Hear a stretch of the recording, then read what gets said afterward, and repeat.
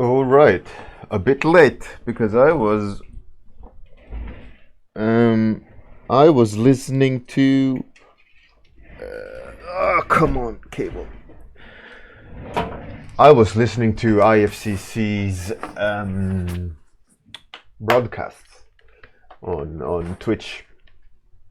I was listening to Trevor Claxton's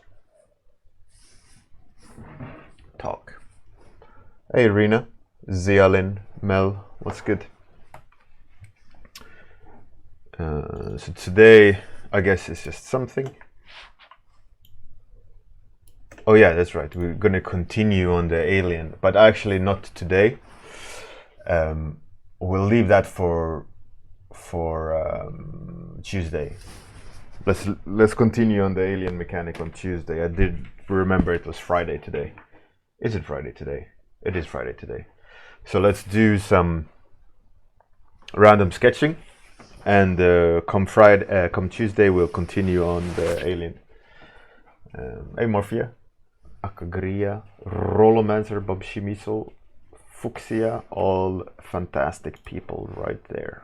Right in there. So there's really no Feedback Friday except for one person, which is Irina. She said that she lost some action with the changes. I think that overall the changes are for the better, but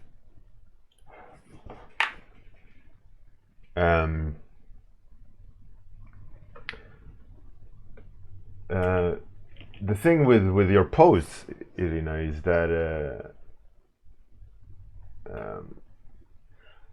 you changed the angle of the arm, which is a relaxed angle. And what I just meant with my feedback is that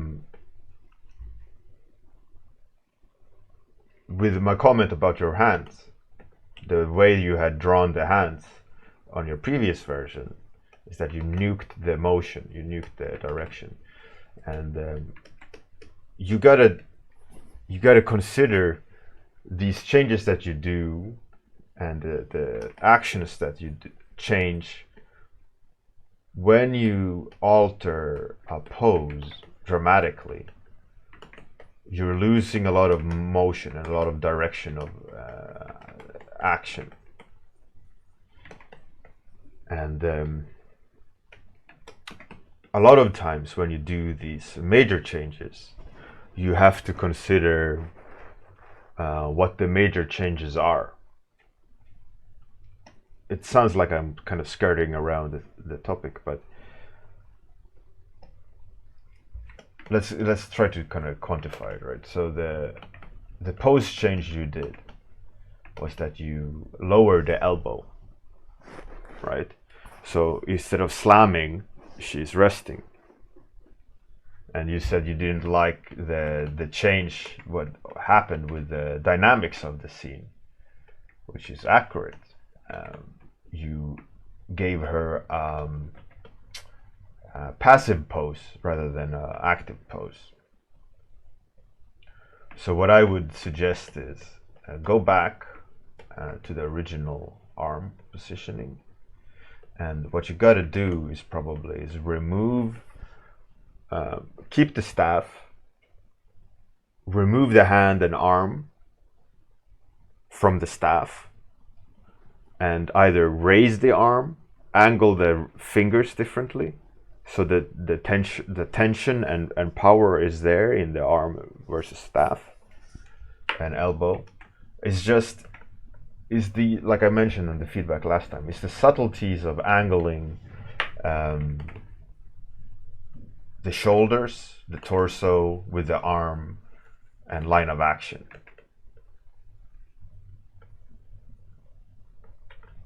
So what a lot of times what you got to do is remove a lot of content in order to fix the problems. So I would recommend make a new layer on top of everything, and don't worry about what you're gonna do to the edits, right? and then with a brush heavily remove information like a shoulder, you know, shoulders and arm, and then realign the arms, realign the shoulders, realign everything to make it feel like she's doing the motion. And like Rollomancer says, it's not an easy pose, and there is certain things in the pose that indicates passive posing rather than active posing, as in active motion. Like the way you aligned her knees is a leaning, that she's leaning down and she's not slamming down in a pose where dynamics.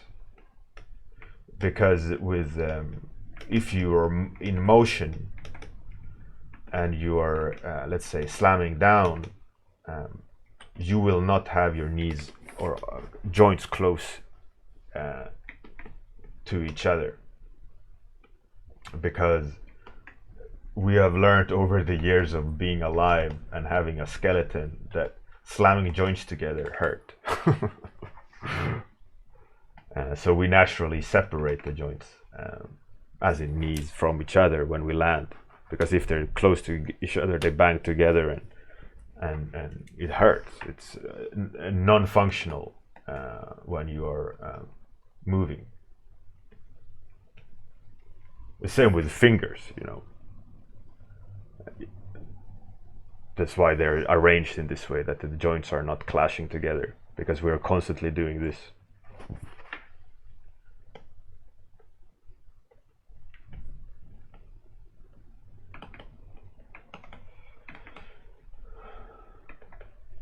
So it's a very tricky thing, and fundamentally it's about intent.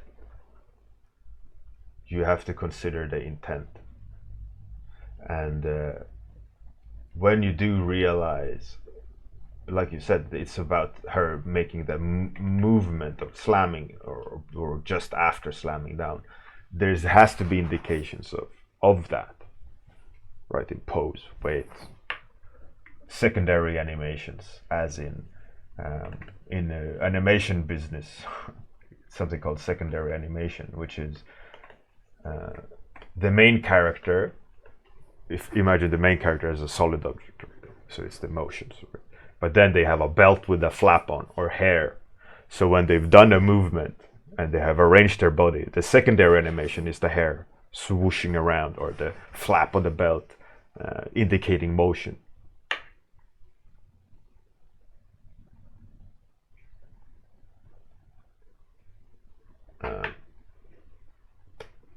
Crosshatch, I am drawing. Hopefully you can see, and it is Feedback Friday, but it was just one person who wrote Feedback Friday. So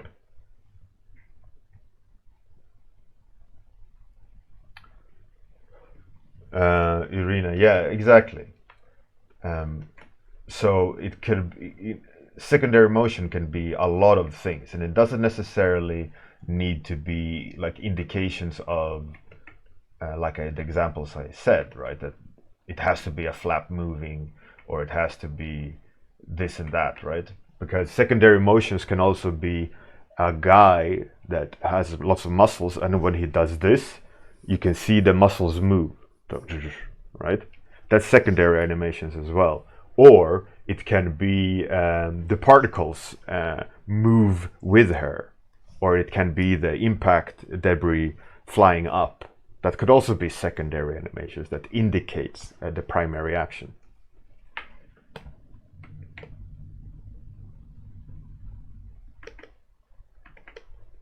So secondary animation just means like not the main animation. So the main animation would be her pose, right, of her hitting. Then secondary animation would be subtle animations on top of that, around her, surrounding the main action, that enhances the main action.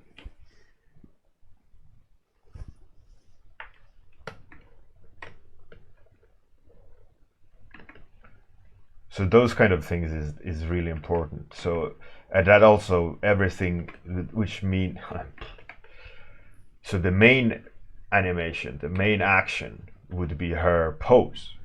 So that means you got to work on that pose more.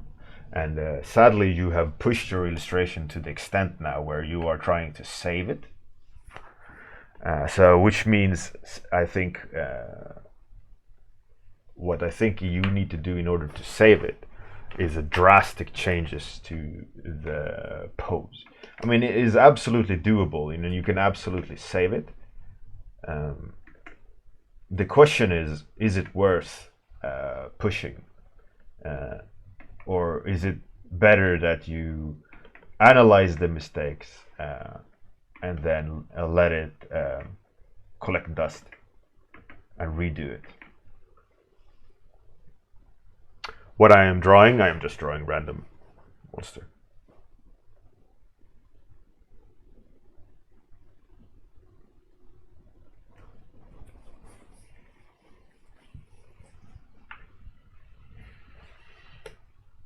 Gria, fantastic plants, busy guy.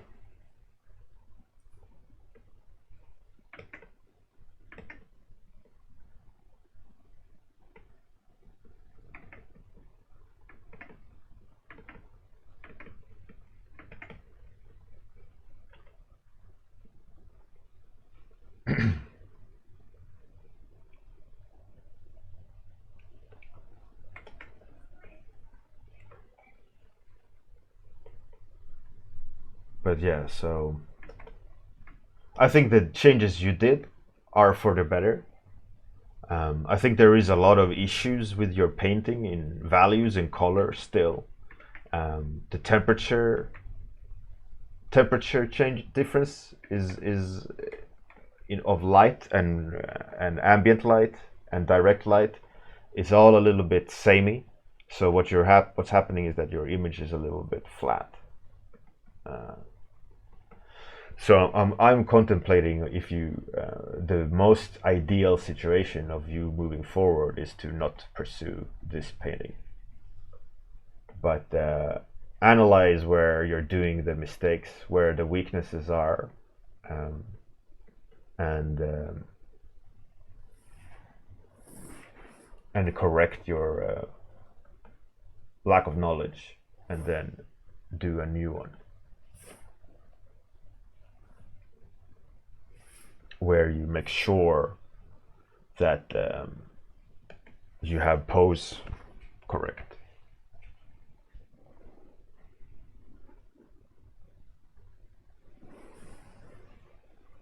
Hey Steven, how's it going?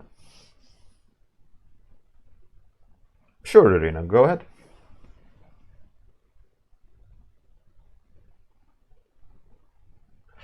Irina Fresh, it's not my comment that it's not a rule where that should be implemented, but it has to be hue has to be controlled. So what I said about the grays in between the two colors is more of an indication of how that scene works. It was just a suggestion of potential solution to your issue of just having a single hue of your lights, so that your lights all have the same temperature, and it becomes flat. Right? We don't understand the direction of the light, direction of the forms. Hey, Pro42, how's it going? Fire, fire. So what I meant about the grays. Hey, IQ, how's it going? So my comment about those grays is that you need to separate them, separate the light sources to help your piece read better. So in this sketch I'm doing now, there is one main light source, right? I'll introduce a second one. So we're going to add like a rim light.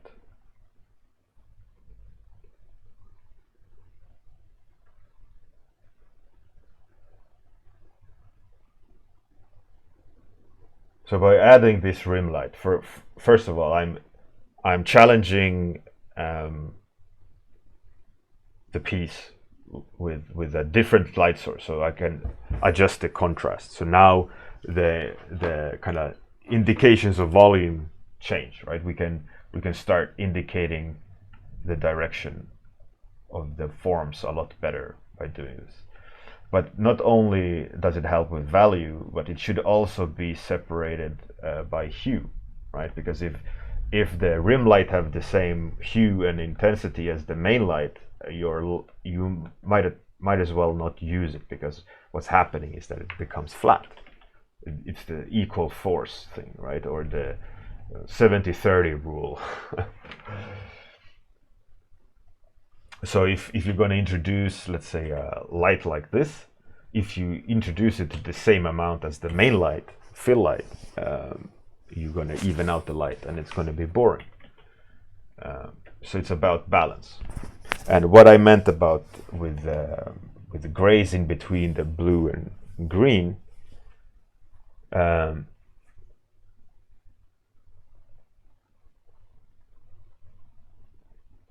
and what I meant about that is I'll add it. I'll add the explanation now, right? So this is gonna not work the same way, but it's gonna be somewhat, because I need to build the image, right? So the ambient light, which is indirect light, the shadow light, is cool in my scene, right? It's a cool temperature, which means there is also a local color of the alien. Let's make it warm.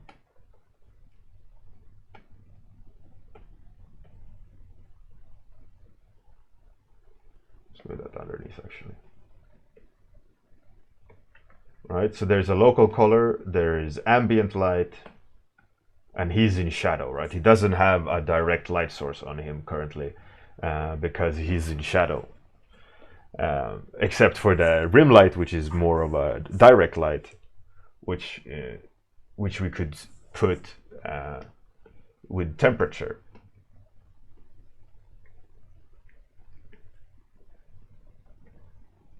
So now the rim light is a warm light source, right?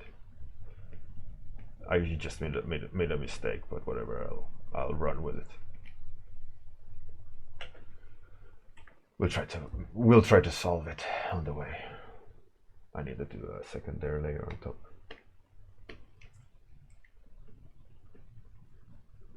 All right, so we're gonna indicate a different temperature. So we have the ambient light and the direct light, the fill light. Or I might be confusing the vocabulary here, but anyways, you get the idea, right? So in order for those two light sources to make sense, and if I would add another light source, let's say, let's put a blue orb of light next to him, and the blue would hit the side of his head.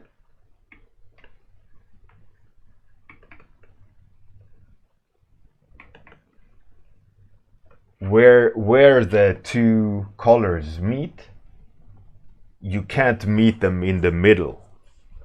Each and every color light source, they have a temperature fall off. So the closer the light is to the source, the closer the temperature and hue is to the light source, and the further away, it's going to blend more with the ambient light because it's further away from the actual light source. So there's a light drop off, so there is difference of intensity. It shifts. So the same goes with managing your hues, is that you can't just straight blend the two colors together. In one way of using grays or more desaturated colors in between is that the more, if you have a straight gradient, you don't have a relaxation, you don't have a balance of the colors. What you're going to end up having is just kind of this jarring look and feel to it. Right. So what's important with grays or desaturated colors, and what they do is that they allow you to enhance colors more by desaturating around it. And in your piece in particular, why I suggested grays or desaturated colors indicating upwards, if you remember my feedback, would be imitating your forest scene's ambient color, which was kind of grayish, greenish, right? Hey, Black Sable, how's it going? Temperature is warm, cold, yeah.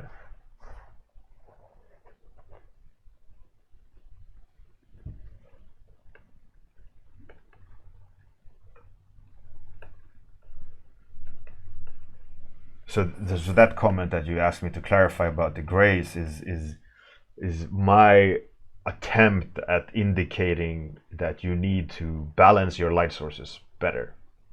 You need to make sure that the ambient light has a place, and because you have two light sources in your scene, that green and a warm light source, you have to create a hierarchy, and by creating a hierarchy, you have to also fade it towards the ambient light where they're not affecting each other.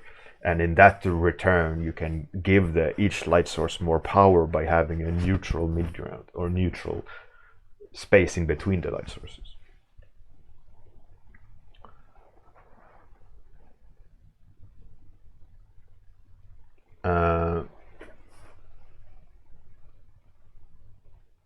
So Irina, you're asking if it's best to start in the ambient light and add other light sources. It absolutely solely depends on your scene. In this scene, there is no main light source, right? The main light source is the rim light. And the ambient has the most screen space, right? It takes up the most real estate in the scene, the ambient light, the indirect light. So this would be an indirectly lit scene. It's more spooky or low contrast, low light setting. So in this instance, best would be to start with ambient light setup, right? Because you need to establish what the scene is majority going to consist of. If your character is going to be standing in direct light, you obviously have to start balancing ambient light, the parts of the characters that are in shadow versus direct light.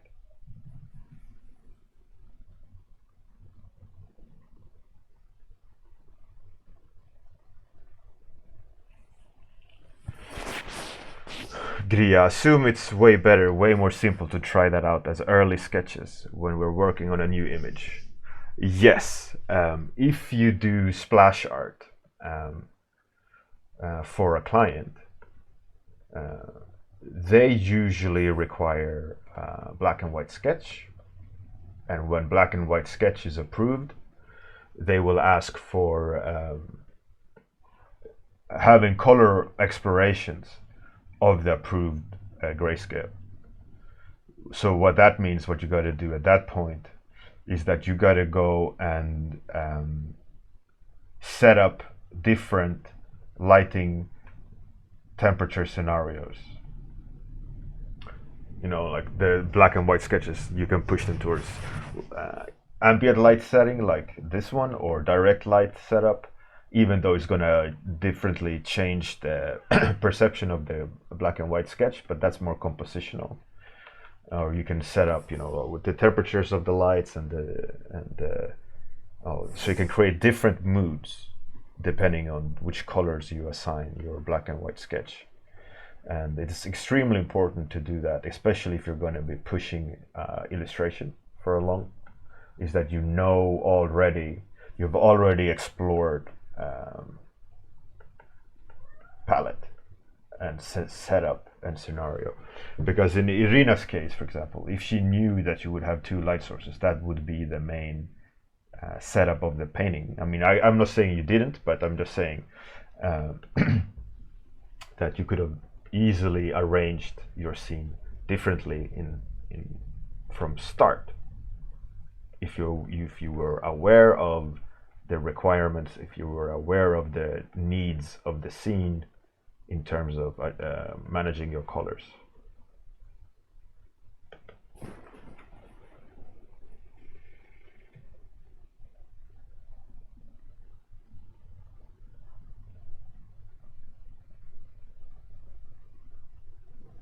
Yeah, and like Rollermaster says, if you do this traditional, it's even more important. But fundamentally, it is an important thing to consider, that everyone should consider when you're painting, is your colors and the temperature and the light sources. What is the intensity? What is the purpose behind their intensity and temperature? You know, what is the mood you want to try to communicate with the viewer? And then you can circumvene that kind of regimented reality with artistic decisions. Like, no, I want the colors to not to be theoretically accurate, but I want them to be emotional. You know, so that in that sense you can take artistic license and slightly tweak the relationships of colors so that it will still read accurate, but it will have an emotive impact on the painting. And so I read that someone talked about Jesper, and Jesper, he actually limits his palette on purpose because he wants that artistic input from himself. He likes having a limited palette significantly more than having an accurate, theoretically accurate, full range palette. So he nerves his color range on purpose because he likes the way it looks more than having it theoretically real.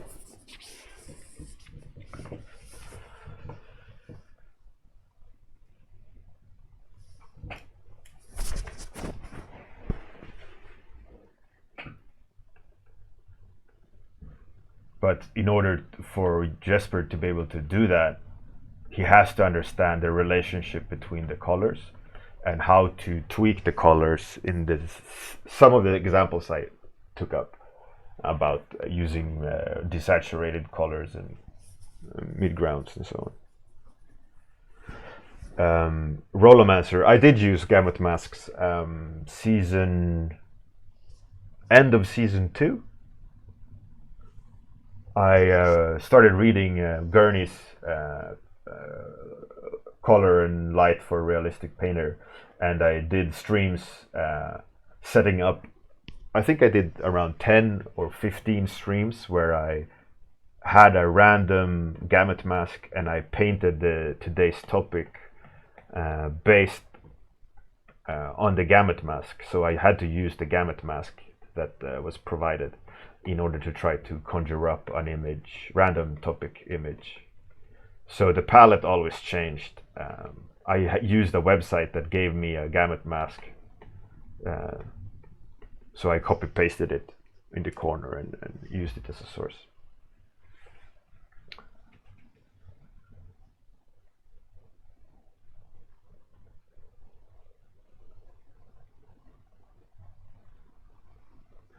Gria, yeah. But I mean, you have to have an emotional aspect to the painting as well. You can't be a machine because machines don't usually paint interesting paintings. And it is the random decision, it's the taste, it's the what you feel like that day that can make a painting extra special. So you shouldn't try to remove that. But what you should do is you should set your painting up, your process up, where you leave room for your emotions that day, or feelings that day, or random decisions. But in order to do that, you got to understand what you're doing, and you have to understand the principles behind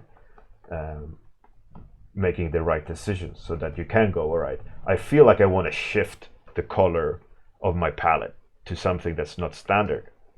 Like I feel like using pink, right? Or if you start introducing pink, you have to have a grasp of what that's going to impact.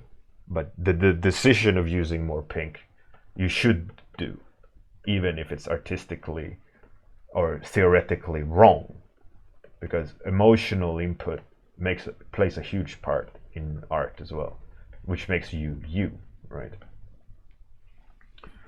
This is important.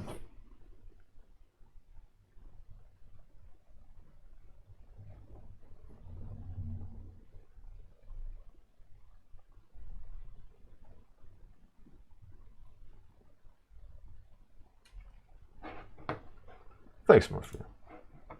It's just really, I just introduced random things to prove a point.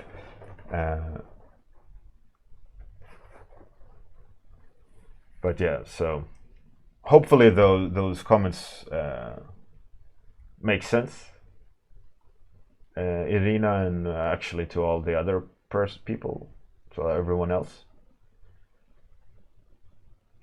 Hopefully it kind of shines a light a little bit of using desaturated grays and colors in conjunction with your saturated colors.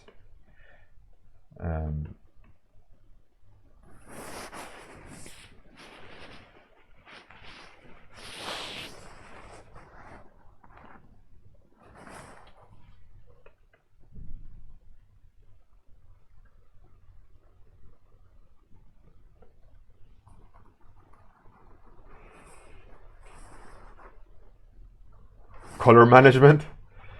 I think you're doing great, Gria. Zeolin. Well, Gria is also doing great, but Zeolin. People should take a look at your subscriber sketchbook on Discord, actually, because you're taking some interesting steps, especially with that wolf and your latest few paintings, where you're really pushing color and brushwork. It's really good to see, and it confirms my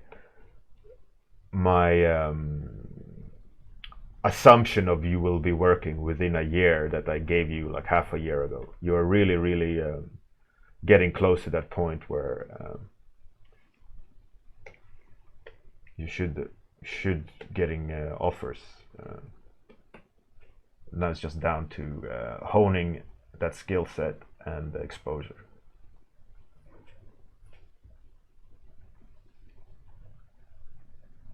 I so hate the look of this guy. He looks like a stupid dog alien. Oh.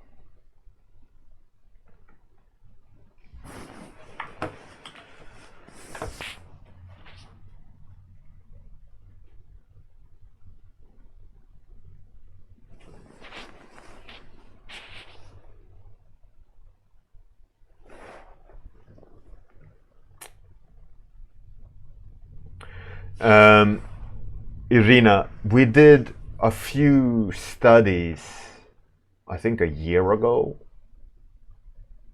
when we did form and color. I think season 4 we did basic geometrical shapes with grayscale, and then we colored them, if I'm not mistaken. It's a good practice to do. I'm sure. It's like blue background with basic geometrical shapes like red and green and yellow. It's a good practice to do, actually.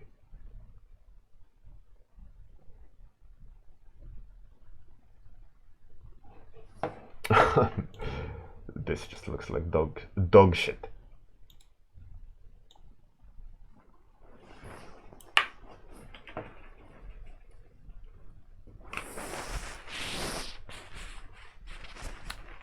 Or is it beginning of season 5? I'm not sure, actually.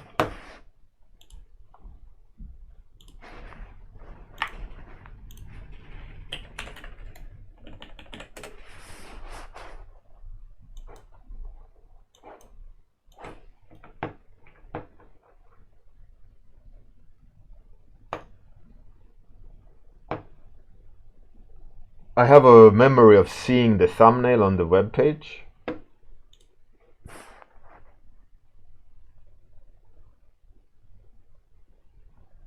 Really, no, the blue in my drawing is just a random example of introducing a light source. It has no purpose other than explaining my theory.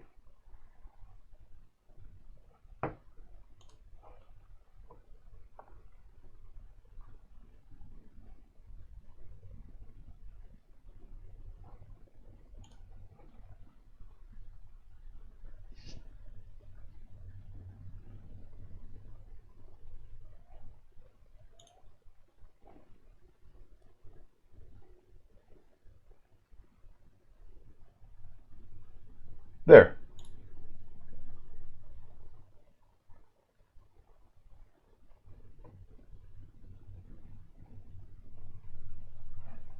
So 103.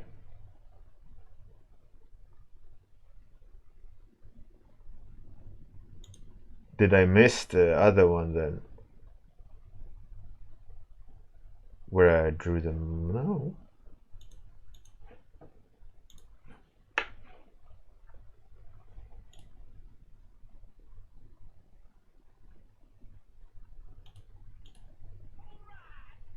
Oh, I painted the whole thing in one go. Alright, while talking to Spiridon.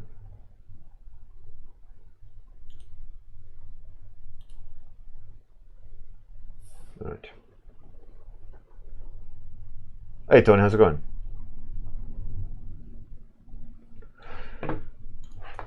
Anyways.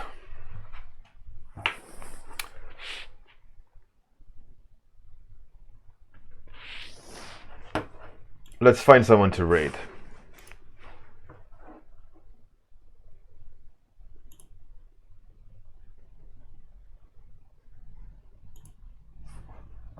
Team Rimmers? Let's. Rollomancer, if I ever have guests on, sometimes when people want to be guests, I definitely. I used to have Spiridon once a week. I also suggested one time that we should, or a few times that we should have Discord talk while on the stream, but no one picked up, so that died off. I also suggested we should do screen share, but that died off. I had a few guest drawers drawing at the same time. We had split screen, but it's hard to find someone who can do it at my time. Let's try to think about that as well, if we can reintroduce it back. Anyways, let's raid Tim. Have a great day, everyone. See you Monday. Toodles. Outro, then raid.